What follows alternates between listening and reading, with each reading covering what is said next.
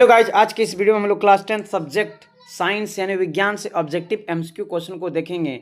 क्योंकि ये जितने भी क्वेश्चन अभी हम लोग देख रहे हैं, प्रीवियस ईयर क्वेश्चन, मॉडल प्रश्न पत्र, यहाँ से आपका फाइनल बोर्ड एग्जाम में बहुत क्वेश्चन बनने वाले हैं। तो बिना लेट के वीडियो को हम लोग शुरू करते हैं। इससे पहले जितने भी बच्चे इस वीडियो से जुड़ चुके हैं, वीडियो को देख रहे हैं, सबसे पहले लाइक कीजिए और अपने फ्रेंड्स के साथ शेयर कीजिए, ताकि आपके लिए भी भलाई का काम हो जाए, आपके दोस्त के लिए भी भला हो जाए। तो चलिए वीडियो को हम लोग शुरू करते हैं। फर्स्ट क्वेश्चन ये आपके मोबाइल स्क्रीन के सामने। तो चलिए हम लोग देखते हैं। फर्स्ट क्वेश्चन है उत्तल दर्पण।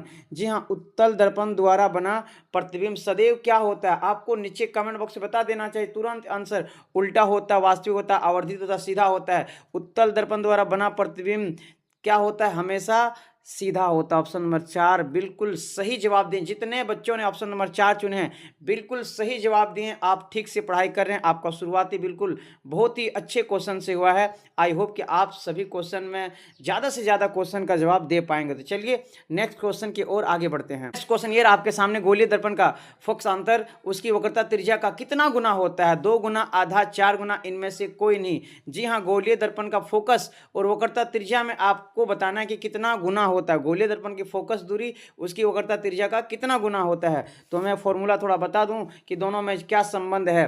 तो याद रखिए, गोलीय दर्पण की फोकस दूरी उसकी वक्रता त्रिज्या का, किसकी? उसकी वक्रता त्रिज्या का कितना गुना है। यानी कि पूछ रहा है एफ जो है हमारा, एफ और आर में क्या संबंध है? एफ और आर में क्या संबंध है? तो एफ बराबर हो जाएगा आर बाई टू। एफ बराबर आर बाई टू, यानी कि आधा गुना। ऑप्शन नंबर बी बिल्कुल सही हो जाएगा। ऑप्शन नंबर बी बिल्कुल सही हो जाएगा, आधा है। Option number B is the right answer. अगर क्वेश्चन को थोड़ा चेंज करके पूछे, बदल के पूछे, पलट कर पूछे कि आर यानी कि वक्रता त्रिज्या फोकस दूरी का कितना गुना है, तब आप 2 इंटू एफ लिख सकते हैं। लेकिन यहाँ पर सवाल पूछा है फोकस दूरी और वक्रता त्रिज्या में, यानी कि फोकस दूरी उसकी वक्रता त्रिज्या का कितना गुना है, तो आधा है। ऑप्शन नंबर 2 बिल्कुल सही हो जाएगा। आगे बढ़ते हैं। नेक्स्ट क्वेश्चन ये रहा आपके सामने। अवतल दर्पण की फोकस दूरी होती है शून्य, धनात्मक, ऋणात्मक, इनमें से कोई नहीं। जी हाँ, अवतल दर्पण की फोकस दूरी बताना। जी हाँ, अवतल दर्पण की फोकस दूरी जल्दी से नीचे कमेंट बॉक्स में बता दीजिए। क्योंकि मैं पिछले लाइव क्लास और पिछले ऑफलाइन ऑनलाइन दोनों क्लासों में ये क्वेश्चन आपको करा चुके हैं। ये क्वेश्चन आपको आता है। नीचे कमेंट बॉक्स बिल्कुल भर जाना चाहिए जवाब से। जल्दी से बता दीजिए, इसका सही आंसर हो जाएगा ऋणात्मक। जी हाँ, अवतल दर्पण की फोकस दूरी क्या होती है? ऋणात्मक होती है। ऑप्शन नंबर 3 बिल्कुल सही है। आगे बढ़ते हैं। नेक्स्ट क्वेश्चन ये रहा आपके मोबाइल स्क्रीन के सामने। हजामती दर्पण के रूप में किस दर्पण का उपयोग होता है? अवतल, उत्तल, समतल, इनमें से कोई नहीं। आपको बताएं सेविंग दर्पण के रूप में किसका उपयोग होता है? बिल्कुल सही जवाब दें। बिल्कुल सही है, बिल्कुल सही है। अवतल दर्पण ही होगा, अवतल दर्पण ही होगा सर, अवतल दर्पण ही होगा सर। बिल्कुल सही जवाब दिए हैं। आगे बढ़ते हैं नेक्स्ट क्वेश्चन की ओर। आप देख सकते हैं कौन सा क्वेश्चन है। गोलीय, जी हाँ, गोलीय लेंस मुख्यतः कितने प्रकार के होते हैं? गोलीय लेंस मुख्यतः कितने प्रकार के होते हैं? 1 प्रकार के, 2 प्रकार के, 3 प्रकार के, 4 प्रकार के। जल्दी से नीचे कमेंट बॉक्स में बता दीजिए। तो आपको पता होगा गोलीय लेंस कितने प्रकार के होते हैं? 2 प्रकार के होते हैं। अब नीचे कमेंट बॉक्स से बता दीजिए दोनों का नाम। जल्दी से बताइए, जल्दी से, जल्दी से, जल्दी से। उत्तल, उत्तल, जी हाँ बिल्कुल सही जवाब दे रहे हैं। उत्तल हो जाएगा, उत्तल लेंस एंड अवतल लेंस। बिल्कुल सही पढ़ रहे हैं, बिल्कुल अच्छे से पढ़ रहे हैं सब कोई। तो गोलीय लेंस मुख्यतः 2 प्रकार के होते हैं, उत्तल लेंस एंड अवतल लेंस। उत्तल लेंस की फोकस दूरी क्या होते हैं? धनात्मक। और अवतल लेंस की फोकस दूरी क्या होती है? ऋणात्मक, यानी कि माइनस में। चलिए नेक्स्ट क्वेश्चन हम लोग देखते हैं। तो इसका सही आंसर होगा 2। चलिए नेक्स्ट क्वेश्चन ये रहा आपके मोबाइल स्क्रीन के सामने। उत्तल लेंस द्वारा वास्तविक आवर्धित प्रतिबिंब बनता है जब वस्तु स्थित होता है। जी हाँ, उत्तल लेंस द्वारा वास्तविक आवर्धित प्रतिबिंब बनता है जब वस्तु स्थित होता है। कहाँ पर? एफ पर, या फिर एफ और 2F के बीच, लेंस और एफ के बीच, 2F और अनंत के बीच। आपको ये सवाल हम क्लास में नहीं बताए हैं, लेकिन डोंट वरी, आपको हम ट्रिक्स के माध्यम से प्रतिबिंब कहाँ बनते हैं, लेंस, दर्पण में, दोनों में बता देंगे। आप आराम से क्वेश्चन, हर क्वेश्चन का जवाब दे पाएंगे। तो बिना लेट के इसका आंसर बताते हैं। इसका सही आंसर हो जाएगा ऑप्शन नंबर 2, एफ और 2F के बीच बनेगा। उत्तल लेंस द्वारा वास्तविक आवर्धित प्रतिबिंब बनता है जब उसका स्थिति एफ और 2F के बीच होगा। तो चलिए नेक्स्ट क्वेश्चन देखते हैं हम लोग का कौन सा सवाल पूछा गया है। जब प्रकाश की किरण, जी हाँ, जब प्रकाश की किरण हवा से कांच में जाती है तो वह मुड़ जाती है। सबसे पहले पता करो, हवा से कांच में जाती है। हवा क्या है? विरल माध्यम। हवा क्या है? विरल माध्यम। और कांच क्या है? 2 माध्यम लेते हैं। एक हवा से जा रहा है कांच में, हवा से जा रहा है कांच में। तो हवा जी हमारा है विरल माध्यम। कौन सा माध्यम? विरल माध्यम, और कांच क्या है, सघन माध्यम। आपको बता दें, हवा क्या है, विरल माध्यम, हवा है विरल माध्यम, और कांच क्या है, सघन माध्यम है। जब विरल माध्यम से सघन माध्यम की ओर आता है, जब प्रकाश की किरण, जी हाँ, जब प्रकाश की किरण विरल माध्यम से सघन माध्यम की ओर आता है तो जाना था इसे, लेकिन ये थोड़ा सा मुड़ जाता, थोड़ा सा मुड़ जाता, अभिलंब की ओर, अभिलंब की ओर हो जाएगा। इसका सही आंसर होगा अभिलंब की ओर मुड़ जाती है, बिल्कुल सही हो जाएगा, अभिलंब की ओर मुड़ जाते हैं। जब प्रकाश की किरण हवा से कांच में जाती है, यानी कि विरल माध्यम से सघन माध्यम में जाती है, तो अभिलंब की ओर मुड़ जाती है। बिल्कुल सही जवाब होगा 3 नंबर। ओके, आगे बढ़ते हैं नेक्स्ट क्वेश्चन की ओर। क्वेश्चन नंबर 8, लेंस की क्षमता का एसआई मात्रक क्या है, जूल, अर्ग, वाट, डायोप्टर। बहुत ही आसान सवाल है, बिल्कुल इसका जवाब हम नहीं देंगे जब तक बच्चे कमेंट्स बॉक्स भर ना दे जवाब से। लेंस की क्षमता का एसआई मात्रक डाईऑप्टर होता है, लेंस की क्षमता का मात्रक डाईऑप्टर। बिल्कुल जितने बच्चों ने ऑप्शन नंबर डी चुने हैं और सोच रहे हैं, बिल्कुल आप सही सोच रहे हैं, आप अच्छे से पढ़ रहे हैं, तो ऑप्शन नंबर 4 बिल्कुल सही हो जाएगा। लेंस की क्षमता पी बराबर, फॉर्मूला जल्दी से बता दीजिए, 1 बाय क्या होता है, एफ, लेकिन पूछेगा लेंस की क्षमता का एसआई मात्रक डाईऑप्टर हो जाएगा। आगे बढ़ते हैं नेक्स्ट क्वेश्चन, ये रहा आपके मोबाइल स्क्रीन के सामने। मानव, जी हाँ, हमारे नेत्र में लेंस होता है, जो हमारे आंख है उसमें एक लेंस होते हैं, तो बता दीजिए अवतल लेंस, समतल लेंस, उत्तल लेंस या फिर द्विफोक्सी लेंस। जल्दी से नीचे कमेंट बॉक्स में बता दीजिए, जल्दी से नीचे कमेंट बॉक्स में बता दीजिए इसका सही आंसर क्या होने वाला है। हमारे नेत्र लेंस में होता है उत्तल लेंस, अवतल लेंस, कौन सा लेंस, इसका सही आंसर बिल्कुल सही जवाब हो जाएगा उत्तल लेंस। बहुत सारे बच्चों को इसका जवाब आता है, सभी, ऑलमोस्ट सभी बच्चे को इसका जवाब आता है। तो चलिए नेक्स्ट क्वेश्चन हम लोग देखते हैं, कौन सा क्वेश्चन पूछा गया है। आंख के लेंस की वक्रता त्रिज्या को नियंत्रित करती है। जी हाँ, आंख, जो हमारे आंख के लेंस की वक्रता त्रिज्या को कंट्रोल करती है। पुतली, दृष्टिपटल, पक्षम मांसपेशियां, परितारिका। 4 ऑप्शन है और 5 सेकेंड है, 4 ऑप्शन 5 सेकेंड। देखते हैं कौन जीतेगा। 4 ऑप्शन 5 सेकेंड, जल्दी से जवाब दीजिए। तो इसका सही आंसर हो जाएगा सिलहरी मांसपेशियां, यानी कि पक्षम मांसपेशियां इज द राइट आंसर। पक्षम मांसपेशियां बिल्कुल सही हो जाएगा। आगे बढ़ते हैं नेक्स्ट क्वेश्चन की ओर। स्पष्ट दृष्टि की अधिकतम दूरी, मानक का मान। बहुत ही आसान सवाल, सो इजी, सो इजी, तो बहुत ही आसानी से आप जवाब दे सकते हैं। स्पष्ट दृष्टि की न्यूनतम दूरी कितना होती है, अनंत होती है, अनंत होती है, जी हाँ, अनंत होती है। स्पष्ट दृष्टि की न्यूनतम दूरी अनंत होती है, इसका ऑप्शन नंबर 4 बिल्कुल सही हो जाएगा। लेकिन इसी में से इस सवाल को चेंज कर सकता है कि स्पष्ट दृष्टि की अल्पतम दूरी, जी हाँ, अधिकतम यहाँ पर लिखा हुआ है, अधिकतम यहाँ पर लिखा हुआ है, लेकिन अधिकतम की जगह अगर पूछेगा अल्पतम दूरी, अल्पतम दूरी, अल्पतम दूरी, तब क्या आपको जवाब देना है, जल्दी से नीचे कमेंट बॉक्स में बताइए। 25 cm, 25 cm बिल्कुल सही जवाब दिए, 25 cm हो जाएगा। स्पष्ट दृष्टि की अधिकतम दूरी अनंत होता है, न्यूनतम दूरी 25 cm होता है। तो हम लोग का सवाल में पूछा 11 नंबर में क्या पूछा है, अधिकतम दूरी, तो हो जाएगा अनंत। आगे बढ़ते हैं नेक्स्ट क्वेश्चन, ये रहा आपके सामने, और अच्छे से पहले क्वेश्चन को पढ़िए। अवतल लेंस के चश्मे का उपयोग करके किस दृष्टि दोष को दूर किया जाता है। जी हाँ, बहुत ही आसान सवाल पूछा है, ये प्रीवियस ईयर क्वेश्चन है। 2022 में ये सब सवालें देखने को आपको मिल जाएगा, क्योंकि 2022 का जो आप प्रीवियस ईयर क्वेश्चन उठाकर देखेंगे तो यही सब क्वेश्चन पूछा है। तो आप अगर daily previous year question, model प्रश्न पत्र से क्वेश्चन को जब आप रिवाइज करेंगे तो आपको फाइनल बोर्ड एग्जाम में बिल्कुल दिक्कत होने वाला नहीं है। और जो बच्चे अगर ये सबसे दूर रहता है तो उसको फिर दिक्कत का सामना करना पड़ेगा। चलिए हम लोग देखते हैं इसका आंसर क्या होगा। अवतल लेंस चश्मे पहन करके किस दोष को हम लोग दूर करेंगे, तो इसका सही आंसर हो जाएगा निकट दृष्टि दोष, निकट दृष्टि दोष, निकट दृष्टि दोष बिल्कुल सही हो जाएगा। नीचे कमेंट बॉक्स में थोड़ा हमको बता दीजिए कितने बच्चे बिल्कुल साफ साफ दिखाई पड़ रहा है, कितने बच्चे को साफ साफ दिखाई नहीं पड़ रहा है। अगर आपको क्वेश्चन साफ साफ दिखाई नहीं पड़ रहा है तो सबसे पहले आप यूट्यूब पे जो वीडियो क्वालिटी है थोड़ा हाई कीजिए। वीडियो क्वालिटी को जब 360 या फिर 480 करेंगे तो आपको साफ बिल्कुल दिखाई पड़ जाएगा।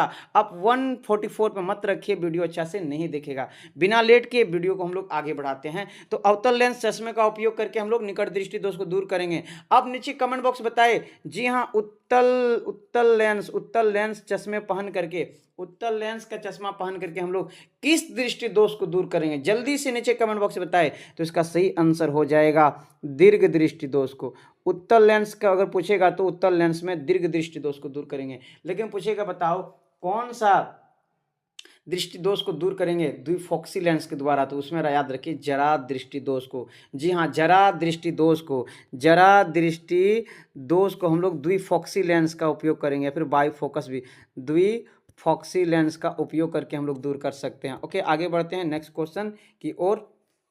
क्वेश्चन नंबर 13 में पूछा तारे का टिमटिमाना प्रकाश के किस परिघटना को दर्शाता है, किस घटना को दर्शाता है। ऑप्शन नंबर ए प्रकाश का परावर्तन, ऑप्शन नंबर बी प्रकाश का अपवर्तन, ऑप्शन नंबर 3 प्रकाश का परिकिरण, ऑप्शन नंबर 4 प्रकाश का वर्ण विक्षेपण। बहुत ही आसान सवाल है, बहुत ही आसान सवाल है। तारे का टिमटिमाना, आप अंधेरी रात में आप चमकते हुए तारे को चमकते हुए आंखों से जरूर देखे होंगे, तो इसका आंसर बिल्कुल आपको देना ही पड़ेगा। अपने चमकते हुए आंखों से चमकते हुए तारे को तो सब कोई देखे रात में, तो कौन सी घटना हो जाएगा, बिल्कुल B number is the right answer, option number 2 is the right answer. प्रकाश का अपवर्तन के कारण तारे टिमटिमाने, तारे का टिमटिमाना प्रकाश के अपवर्तन के घटना को दर्शाते हैं। आगे बढ़ते हैं। आई होप कि आप सभी बच्चे बिल्कुल सभी क्वेश्चन का जवाब दे पा रहे हैं, बहुत अच्छा से पढ़ाई कर रहे हैं। इसी तरह मन लगा के पढ़ो, कुछ पल की मेहनत हमेशा के पछतावे से बेहतर है। So to be serious. Okay, next question ये रहा आपके स्क्रीन के सामने।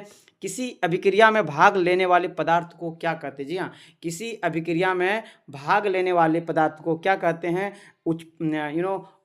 उपचायक कहते हैं, अपचायक कहते हैं, अभिकारक कहते हैं, फिर उत्पाद कहते हैं। 4 ऑप्शन है, इन्हीं चारों में से आपको जवाब बिल्कुल जल्दी से दे देना चाहिए। थोड़ा आपको एक रिएक्शन यानी कि एक रिएक्शन करा के दिखाते हैं, जैसे H2 + O2 एरो हो जाएगा H2O। तो यहाँ पर देखिए H2 और O2 ये भाग लिया है, तो भाग लेने वाले पदार्थ को क्या कहते हैं, याद रखिए अभिकारक कहते हैं। ऑप्शन नंबर 3 बिल्कुल सही हो जाएगा, बिल्कुल सही हो जाएगा, बिल्कुल सही हो जाएगा। ऑप्शन नंबर 3 बिल्कुल सही हो जाएगा। H2 + O2 भाग लिया तो हमारा बन गया H2O, हाइड्रोजन ऑक्सीजन, इसमें हो जाएगा अभिकारक। लेकिन इसके फलस्वरूप जो बनेगा H2O जो बना है, ये हो जाएगा हमारा उत्पाद। अगर पूछेगा किसी विक्रिया में भाग लेने वाले पदार्थ अभिकारक है, तो उसके बाद बनने वाले पदार्थ क्या होगा, याद रखिए उत्पाद होगा। उसके बाद बनने वाले पदार्थ ये हमारा उत्पाद है और ये हमारा अभिकारक है। ओके, आगे बढ़ते हैं। आई होप सबको समझ में आ गया होगा। नेक्स्ट क्वेश्चन हम लोग देखते हैं। समीकरण दिया है CaCO3, जल्दी से नीचे कमेंट बॉक्स में बता दीजिए CaCO3 किसका फॉर्मूला है, केमिकल फॉर्मूला किसका, CaCO3 किसका फॉर्मूला है। उसके बाद हम लोग आगे का रिएक्शन देखेंगे, आगे का अभिक्रिया देखेंगे। तो CaCO3 याद रखिए संगमरमर का, CaCO3 किसका फॉर्मूला है, संगमरमर का। तो संगमरमर का रिएक्शन कर रहा है, इसमें उष्मा हीटिंग हो रहा है, हीटिंग पावर। उसके बाद ये टूट गया, इसको हीट करने से CaO में टूटा, यानी कि कैल्शियम ऑक्साइड और कार्बन डाइऑक्साइड गैस रिलीज हुआ। तो इस अभिक्रिया है, यानी कि कौन सी विक्रिया है, बिल्कुल संयोजन, वियोजन, विस्थापन, इनमें से कोई नहीं। एक तो जवाब दे देना, आपको आराम से क्वेश्चन को देखना है। आप देख रहे हैं कि CaCO3 टूट रहा है, CaO और CO2 में टूट रहा है, और टूटने की अभिक्रिया यानी कि वियोजन होगा, बिल्कुल वियोजन। अगर जुड़ने का होगा, अगर इसी क्वेश्चन को हम लोग पढ़ देंगे, CaO + CO2 एरो CaCO3 का निर्माण होगा, तो ये हमारा हो जाएगा संयोजन अभिक्रिया। लेकिन इसमें उल्टा पूछा है, CaCO3 टूट रहा है CaO में और CO2 में, तो टूटने की अभिक्रिया याद रखना वियोजन अभिक्रिया। बिल्कुल सही आंसर हो जाएगा ऑप्शन नंबर 2। आगे बढ़ते हैं नेक्स्ट क्वेश्चन नंबर 16। श्वसन केसी रासायनिक अभिक्रिया, बहुत ही आसान सवाल, इससे आसान सवाल क्या ही पूछ सकता है। श्वसन केसी रासायनिक अभिक्रिया है, उष्माक्षेपी, संयोजन, उष्माशोषी, इनमें से कोई नहीं। जल्दी से नीचे कमेंट बॉक्स बता दीजिए, जल्दी से नीचे कमेंट बॉक्स बिल्कुल भर जाना चाहिए। श्वसन केसी अभिक्रिया है, उष्माक्षेपी, उष्माशोषी, कौन सी विक्रिया, जल्दी से नीचे कमेंट बॉक्स बताइए, क्योंकि हम देखते हैं कितने बच्चे ने बिल्कुल सही जवाब दे पा रहे हैं और सही से पढ़ाई कर रहे हैं, और कुछ बच्चे जो सही से जवाब नहीं दे पा रहे हैं, तो हम समझ जाएंगे वो बच्चे अच्छे से पढ़ाई नहीं कर रहे हो, बच्चे को और भी अच्छे से पढ़ने की ज़रूरत है। तो देखते हैं कितने बच्चों ने बिल्कुल सही जवाब दिए हैं। श्वसन कैसी रासायनिक अभिक्रिया है, तो इसका सही आंसर हो जाएगा उष्माक्षेपी अभिक्रिया, बिल्कुल सही जवाब हो जाएगा उष्माक्षेपी अभिक्रिया। जितने बच्चों ने चुना है बिल्कुल आप सही जवाब दिए हैं और आप मन लगा के पढ़ाई कर रहे हैं, तो इसका सही आंसर हो जाएगा ऑप्शन नंबर ए, उष्माक्षेपी अभिक्रिया। उत्पाद के साथ साथ इसमें जो उष्मा का भी यानी कि उत्पाद के निर्माण के साथ साथ ऊर्जा भी मिलते हैं, तो इसमें हो जाएगा ऊष्माक्षेपी। ओके, आगे बढ़ते हैं। नेक्स्ट क्वेश्चन ये रहा आपके स्क्रीन के सामने, निम्न में से कौन सी अभिक्रिया नहीं होगी, बताना कौन सा अभिक्रिया नहीं होगी। इसको समझने से पहले आपको सक्रियता श्रेणी आपको जानना चाहिए। सबसे अधिक जो जो हमारे शक्ति अभिक्रियाशील धातु है पोटेशियम है, फिर सोडियम है। आपको इससे याद रखना पड़ेगा। सक्रियता श्रेणी को जब आप याद करेंगे, सक्रियता श्रेणी को जब याद करेंगे तभी आप इस क्वेश्चन को बना पाएंगे। इस क्वेश्चन को बनाने के लिए आपको सबसे पहले क्या आना चाहिए, सक्रियता श्रेणी आना चाहिए, तब जाकर के आप इस सवाल को बना सकते हैं। तो देखते हैं कितने बच्चों ने बिल्कुल सही जवाब दे दें, कितने बच्चों ने सक्रियता श्रेणी को, कितने बच्चों को सक्रियता श्रेणी आता है। तो इसका सही आंसर क्या हो जाएगा, आप देख सकते हैं ऑप्शन नंबर 2 ZnSO4 + Cu।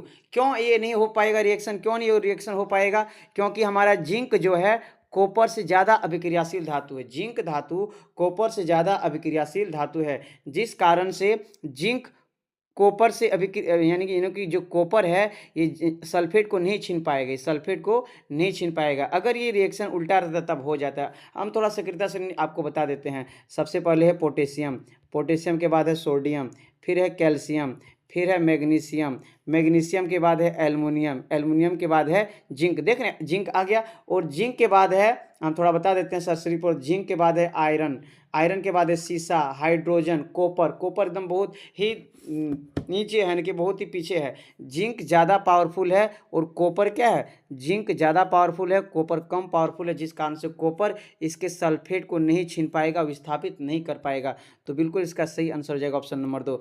आगे बढ़ते हैं। नेक्स्ट क्वेश्चन ये रहा आपके सामने, निम्न में कौन संतुलित समीकरण है।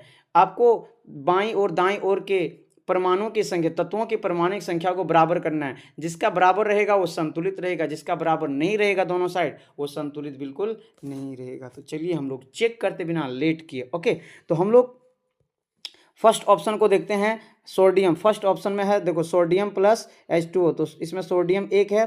दाईं और बाईं देखना, सोडियम 1 है, इसमें सोडियम 1 है। हाइड्रोजन आप यहाँ देखिए, हाइड्रोजन इसमें 2 और 2, 2 दूना 4 है, और इधर हाइड्रोजन 2 और 1 3 है। तो ये डिसबैलेंस हो गया, यानी कि ये बैलेंस नहीं है, इसको हम लोग काट सकते हैं, हमारा बैलेंस नहीं है। नेक्स्ट अगला हम लोग देखते हैं, अगला ऑप्शन में क्या है।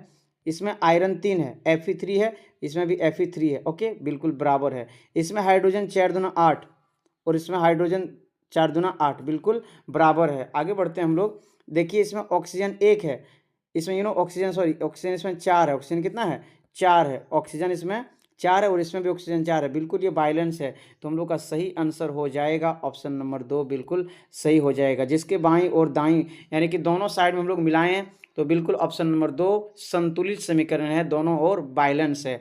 आगे बढ़ते हैं नेक्स्ट क्वेश्चन की ओर।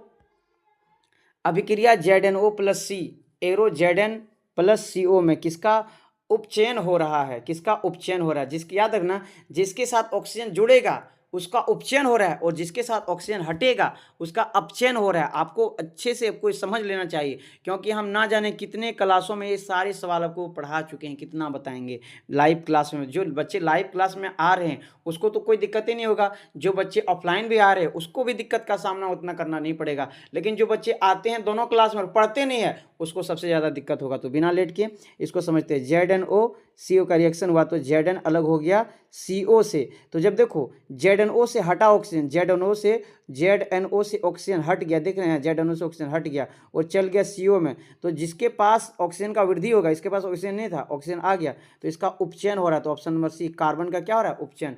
कार्बन अकेले था, ऑक्सीजन आ गया, इसका हो गया उपचयन। लेकिन पूछेगा किसका अपचयन हो रहा है, तो ZnO में यहाँ पर था। ZnO आप देख सकते हैं, देख सकते हैं, थोड़ा कलर चेंज करके आपको बता देते हैं।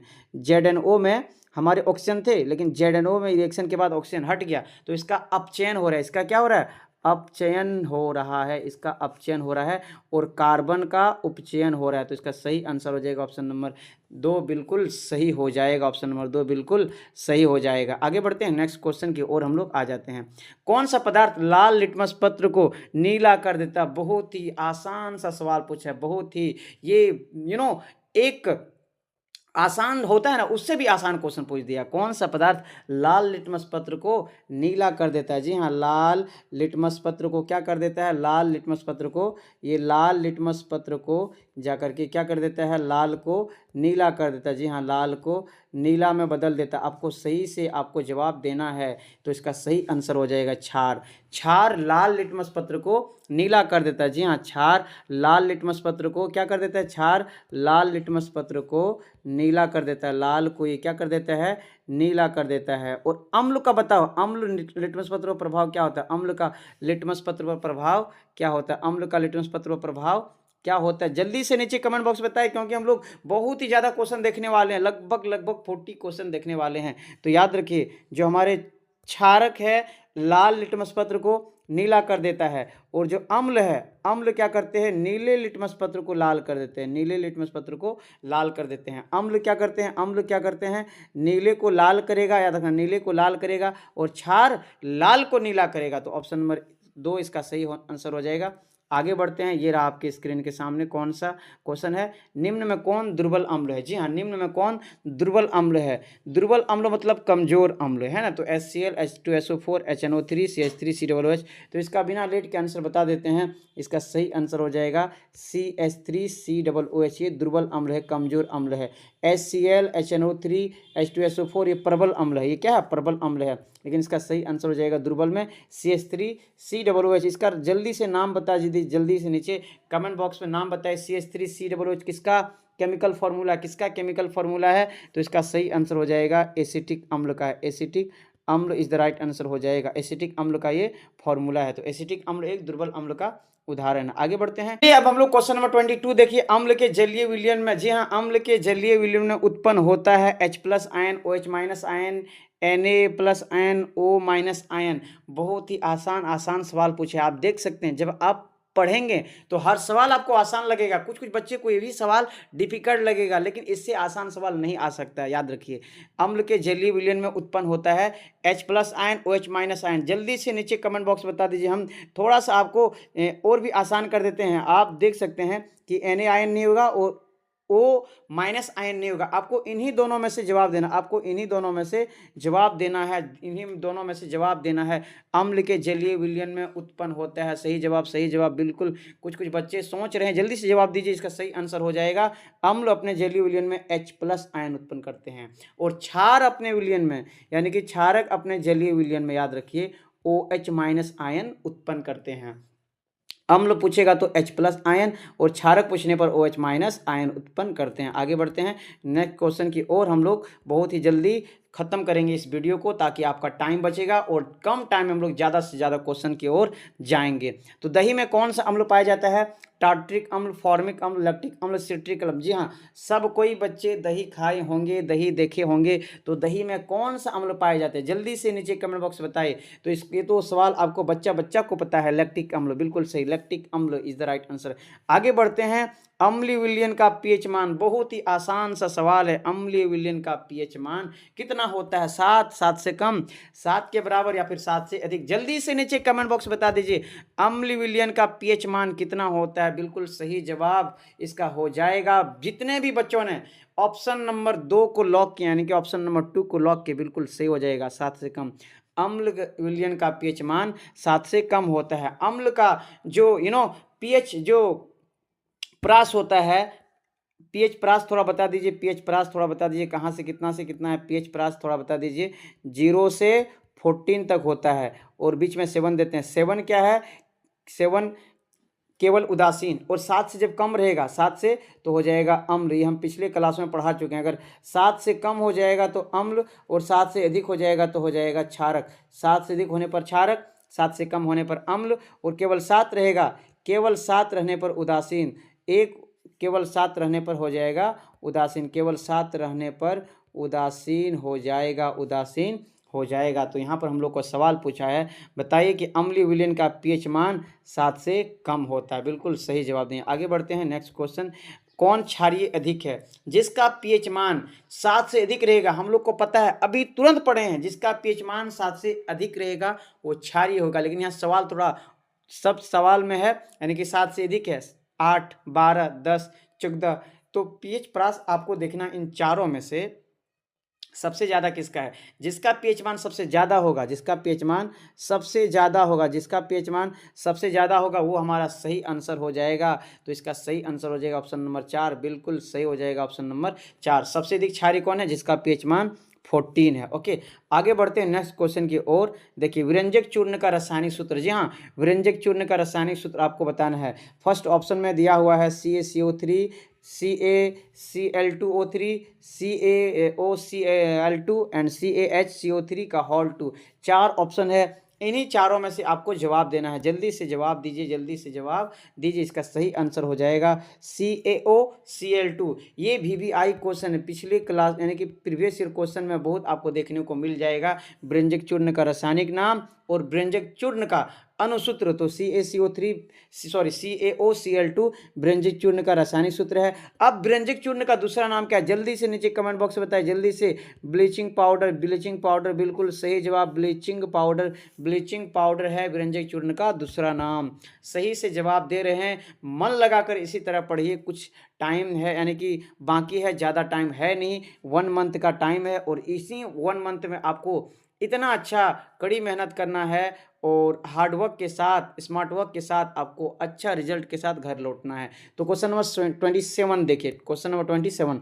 प्रकाश संश्लेषण में ऑक्सीजन बाहर निकलती है, तो बच्चा को मालूम है जल से निकलती है। प्रकाश संश्लेषण की क्रिया में ऑक्सीजन जल से बाहर निकलते हैं, बिल्कुल option number A is the right answer. Option number A is the right answer हो जाएगा। ओके, आगे बढ़ते हैं question number question number 28। Anoxy शोषण के फलस्वरूप क्या बनता है? अनोक्सी शोषण, अनोक्सी शोषण किसको कहते हैं? जो अभिक्रिया ऑक्सीजन की अनुपस्थिति में होता है। तो अनोक्सी शोषण के फलस्वरूप ग्लूकोज बनते हैं, ऑक्सीजन बनते हैं, जल बनते हैं, एथिल अल्कोहल। 4 ऑप्शन है, 5 सेकंड है। 4 ऑप्शन 5 सेकंड। जी हाँ, 4 ऑप्शन और 5 सेकंड देते हैं, इससे ज़्यादा क्या ही दे सकते हैं आपको। बिल्कुल इसका सही आंसर हो जाएगा एथिल अल्कोहल। जितने बच्चों ने एथिल अल्कोहल टिक किया यानी कि ऑप्शन नंबर 2 चुने हैं, आप बिल्कुल सही जवाब दिए। आगे बढ़ते हैं नेक्स्ट क्वेश्चन 29। निम्न में परजीवी कौन है? परजीवी कौन है? निम्न में परजीवी कौन है? राइबोजियम थोड़ा सा मिस्टेक हो गया पढ़ने में, don't worry, I am not robot, I am human, so mistake is a common है ना इन लाइफ। तो राइबोजियम, प्लाज्मोडियम, आर्किड, मच्छर, इसमें 4 ऑप्शन है। इन चारों में से आपको बताना है सही आंसर क्या हो जाएगा। क्या हो जाएगा?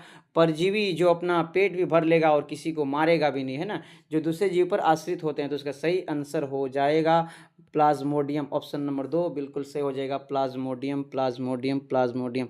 आगे बढ़ते हैं नेक्स्ट क्वेश्चन, ये रहा आपके सामने। रुधिर के तरल भाग को क्या कहते हैं? जी हाँ, रुधिर के तरल भाग को क्या कहते हैं? रुधिर आपको पता है ना, ब्लड, ब्लड, ब्लड, रक्त। ओके, रुधिर के तरल भाग को प्लाज्मा, सीरम, लसिका, धमनी क्या कहते हैं? जल्दी से बता दीजिए। तो रुधिर के तरल भाग को प्लाज्मा कहते हैं, बिल्कुल सही जवाब हो। रुधिर के तरल भाग को याद रखिए, क्या कहते हैं? प्लाज्मा कहते हैं, बिल्कुल सही जवाब दें, प्लाज्मा कहते हैं। आगे बढ़ते हैं क्वेश्चन नंबर नेक्स्ट 31 देखते हैं। मछली के हृदय में कितने कोष्ठक होते हैं? बहुत ही आसान सा सवाल, बहुत ही आसान सा सवाल है। जल्दी से नीचे कमेंट बॉक्स में बताइए, मछली के हृदय में, जी हाँ, मछली के हृदय में कितने कोष्ठक होते हैं? मछली के हृदय में कितने कोष्ठक होते हैं? 2 कोष्ठक, 3 कोष्ठक, 4 कोष्ठक, केवल 1 कोष्ठक। 4 ऑप्शन है, आपको जल्दी से बता देना है। मछली जल की रानी है, जीवन इसका पानी है, हाथ लगाओ तो डर जाएगी, बाहर निकालो तो मर जाएगी। जी हाँ, आपको पता ही होगा, और ये बच्चे कविताएं पढ़ते रहते हैं तो अच्छा लगता है कविता भी सुनने में। अब थोड़ा मछली के हृदय में कितने कोष्ठक होते हैं वही बता दीजिए, तो मुझे भी अच्छा लग जाएगा। चलिए ऑप्शन नंबर चेक करते हैं, कितने बच्चों ने बिल्कुल सही जवाब दिया। ऑप्शन नंबर ए, बिल्कुल जितने बच्चों ने चुने हैं, मछली के हृदय में 2 कोष्ठक होते हैं, आप सही जवाब दिए। आपका पढ़ाई का लेवल ठीक ठाक जा रहा है। अब थोड़ा मेरा एक सवाल है, मेंढक के हृदय में, जी हाँ, मेंढक के हृदय में, मेंढक के हृदय में कितने कोष्ठक होते हैं? जल्दी से नीचे कमेंट बॉक्स में बताइए। 2 सेकंड देते हैं, 5 सेकंड देते थे, अब ज़्यादा हो गया, अब 2 सेकंड में आपको बताना है मेंढक के हृदय में कितने कोष्ठक होते हैं। तो इसका सही आंसर हो जाएगा, मेंढक के हृदय में 3 कोष्ठक होते हैं। जी हाँ, मेंढक के हृदय में 3 कोष्ठक होते हैं, मेंढक के हृदय में 3 कोष्ठक होते हैं। और एक सवाल पूछते हैं थोड़ा, चलिए इसी से रिलेटेड। मानव के हृदय में, जी हाँ, मानव हार्ट में, ह्यूमन हार्ट में, मानव के हृदय में कितने कोष्ठक, मानव के हृदय में कितने कोष्ठकों की संख्या होते हैं? जल्दी से बता दीजिए, जल्दी से बता दीजिए। बिल्कुल सही जवाब दें सर जी, 4 होते हैं। दायां अलिंद, बायां अलिंद, दो अलिंद दो निलय, दो अलिंद दो निलय होते हैं, दो अलिंद दो निलय। बिल्कुल सही से जवाब दिए हैं और सही से पढ़ाई कर रहे हैं। तो मछली के हृदय में 2 कोष्ठक, मेढक के हृदय में 3 कोष्ठक, मानव के हृदय में 4 कोष्ठक। तो मछली के हृदय वाला टिक कर दो 2। बिल्कुल आगे बढ़ते हैं हम लोग नेक्स्ट क्वेश्चन की ओर सरसरी तौर पर देखते हैं। मनुष्य में वृक्क एक तंत्र का भाग है जो किससे संबंधित है? वृक्क जी, किडनी। आपको पता है किडनी, पता है ना? क्या किडनी नहीं है आपके पास? कितना है जल्दी से नीचे कमेंट बॉक्स में बता दीजिए। 3 4 5 6 आपके पास कितना किडनी है? जल्दी से बता दीजिए। बच्चे हंस रहे, आपको हंसना नहीं है, आपको बताना है। किडनी हम लोग का 3 4 5 नहीं है, बल्कि केवल 2 है। कितना किडनी है? 2 किडनी है, जस्ट किडिंग। ओके, हम लोग क्वेश्चन को बढ़िया से देखते हैं। मनुष्य में वृक्क एक तंत्र का भाग है जो संबंधित है पोषण से, श्वसन से, उत्सर्जन से, परिवहन से। तो आपको किडनी पता है छानने का काम करता है, तो ये उत्सर्जन से संबंधित है। जितने बच्चों ने ऑप्शन नंबर 3 चुने, आप बिल्कुल सही जवाब दिए हैं, बिल्कुल सही जवाब दिए हैं। वृक्क एक तंत्र है जो उत्सर्जन से संबंधित है। सर जी थोड़ा धीरे बोलिए, धीरे धीरे थोड़ा पढ़ाइए। धीरे धीरे हम पढ़ाने लगेंगे सर जी तो वीडियो इतना लंबा बन जाएगा कि आप देख ही नहीं पाएंगे, कंप्लीट 1 घंटा प्लस हो जाएगा। हम चाहते हैं कि जल्दी क्वेश्चन को समझने का प्रयास करेंगे। आगे बढ़ते हैं नेक्स्ट क्वेश्चन की ओर। ये रहा आपके सामने। मैग्नीशियम पाया जाता है किसमें? क्लोरोफिल में, वर्णिलॉक में, लाल रक्तकण में, श्वेत रक्तकण में। जल्दी से नीचे कमेंट बॉक्स में बता दीजिए मैग्नीशियम पाया जाता है किसमें? जल्दी से कमेंट बॉक्स में बता दीजिए। तो देखते हैं कितने बच्चों ने बिल्कुल सही जवाब दिए। क्लोरोफिल, जी हाँ, क्लोरोफिल मैग्नीशियम पाए जाते हैं क्लोरोफिल। और क्लोरोफिल पाए जाते हैं पेड़ पौधे के हरी पत्ती में। पेड़ पौधे के, ये प्यारा सा एक पेड़ बना दिए, पेड़ पौधे के ये डाली बना दिए, डाली में पत्ता लगा देते हैं। पेड़ पौधे के हरी पत्तियों में, पेड़ पौधे के हरी पत्तियों में। ये पेड़ देखकर हंसना नहीं है, जस्ट आपको समझाने के लिए बनाया गया। ओके, तो मैग्नीशियम पाए जाते हैं क्लोरोफिल में, और क्लोरोफिल पाए जाते हैं हरी पत्तियों में। और हरी पत्तियों में होता है और छोटे छोटे महीन छिद्र। और महीन छिद्र को क्या कहते हैं? जल्दी नीचे कमेंट बॉक्स में बता दीजिए। रंध्र कहते हैं। जी हाँ, रंध्र वो प्रकाश संश्लेषण की क्रिया, यानी कि प्रकाश संश्लेषण पर निर्भर करता है, खुलने और बंद होने पर गैसों का आदान प्रदान करते हैं। आपको ये सब पढ़ाया हुआ है, आपको आना चाहिए, सभी सवाल आना चाहिए। फाइनल बोर्ड एग्जाम नज़दीक है, अगर अब रिवाइज नहीं करेंगे तो कब करेंगे? बोर्ड बाद एग्जाम, यानी कि एग्जाम बाद आप रिवाइज करेंगे? नहीं, आपको पहले से तैयार होना। ओके, आगे बढ़ते हैं नेक्स्ट क्वेश्चन की ओर। ये रहा आपके स्क्रीन के सामने। किसमें मुकुलन विधि द्वारा जनन होता है? अमीबा में, हाइड्रा में, स्पाइग्रो में, म्यूकर में? किसमें? जल्दी से बता दीजिए।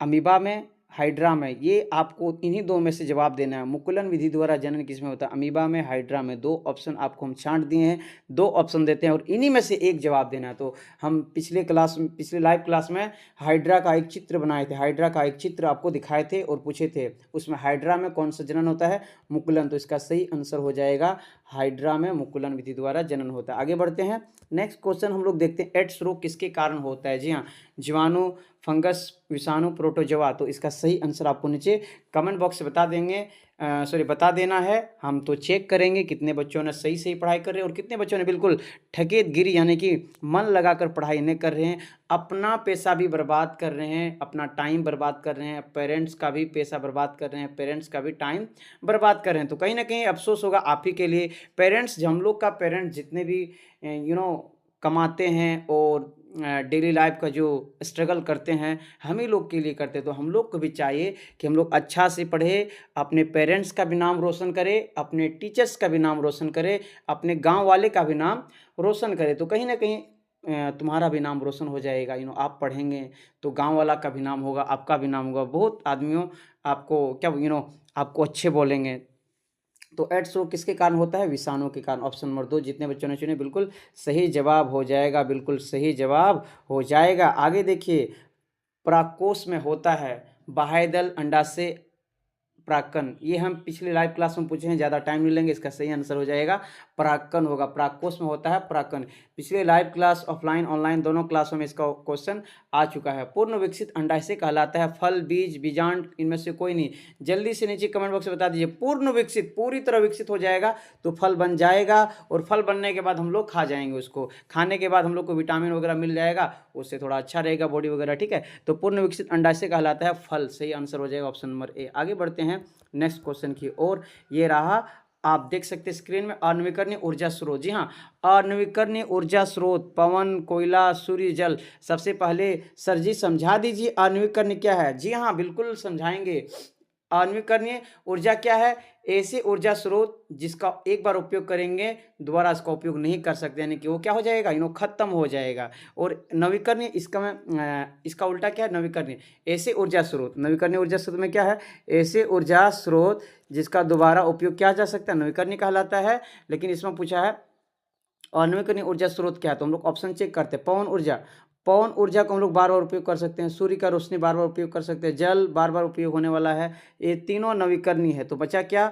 कोयला। तो इसका सही आंसर हो जाएगा कोयला। अनवीकरणीय ऊर्जा स्रोत है कोयला, is the right answer. Option number 2 is the right answer हो जाएगा। आगे बढ़ते हैं। क्वेश्चन नंबर 39 बहुत हम लोग करीब है। क्वेश्चन बिल्कुल 40 क्वेश्चन होने वाला है। सौर ऊर्जा को सीधे विद्युत ऊर्जा में बदल देने वाली युक्ति को क्या कहते हैं? सौर ऊर्जा कहाँ से निकलते हैं? सूर्य से निकलते हैं। सीधे विद्युत ऊर्जा में बदल देने वाले युक्ति को क्या कहते हैं? जल्दी से नीचे कमेंट बॉक्स में बता दीजिए क्या कहते हैं, क्या कहते हैं। जल्दी से आप नीचे कमेंट बॉक्स में बता दीजिए ताकि हम ज़्यादा से ज़्यादा क्वेश्चन को कवर कर पाएंगे। तो इसका सही आंसर हो जाएगा सौर ऊर्जा को विद्युत ऊर्जा में सौर सेल बदलते। ऑप्शन नंबर 4 बिल्कुल सही हो जाएगा, बिल्कुल सही हो जाएगा। थोड़ा इनमें से और भी क्वेश्चन को थोड़ा चेंज करके पूछ सकता है, थोड़ा सुन लीजिए। यांत्रिक ऊर्जा, जी हाँ, अगर आपका सवाल आ गया कौन सा ऊर्जा आ गया? अगर सवाल आ गया यांत्रिक ऊर्जा को किस ऊर्जा में बदल रहा है? विद्युत ऊर्जा में। अगर यांत्रिक ऊर्जा को विद्युत ऊर्जा में बदल रहा है तो इसको याद रखिए, उसका नाम होगा जनित्र। क्या होगा? जनित्र। और यांत्रिक ऊर्जा को विद्युत ऊर्जा में बदलने वाले को जनित्र कहते हैं। क्या कहते हैं?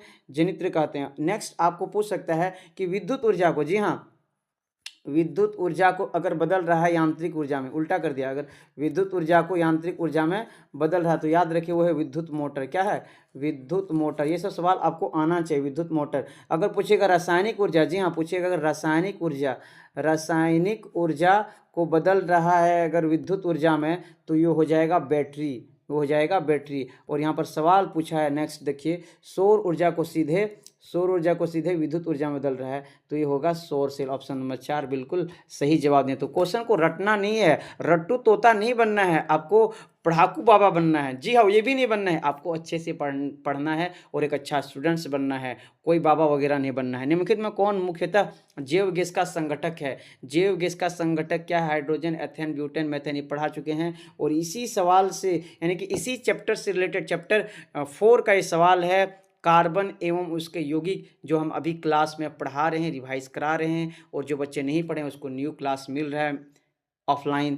तो इसका सही आंसर हो जाएगा मेथेन हो जाएगा। जैव गैस का संगठक क्या है? Methane is the right answer. तो हम लोग 40 क्वेश्चन आज देख चुके हैं। और जितने बच्चों ने इस वीडियो को अभी शुरू किए हैं, यानी कि अभी आए हैं, तो इस वीडियो को, यानी ये वीडियो तो आपको एंड हो जाएगा, तो ये वीडियो एंड होने के बाद, अपलोड होने के बाद इस वीडियो को आप शुरू से देखिए और चीज़ों को यानी कि अच्छे से समझिए, रिवाइज कीजिए ताकि हर सवाल का जवाब दे पाएंगे। अब बिना लेट किए हम इस क्लास को आज के लिए एंड करते हैं। कुछ पल की मेहनत हमेशा हमेशा के पछतावे से बेहतर है। So don't waste your time because time is money, time is limit. Okay, तो अच्छे से चीज़ों को रिवाइज करके पढ़िए। चलिए मिलते हैं नेक्स्ट क्लास में, तब तक के लिए पढ़िए और खूब आगे बढ़ते रहिए।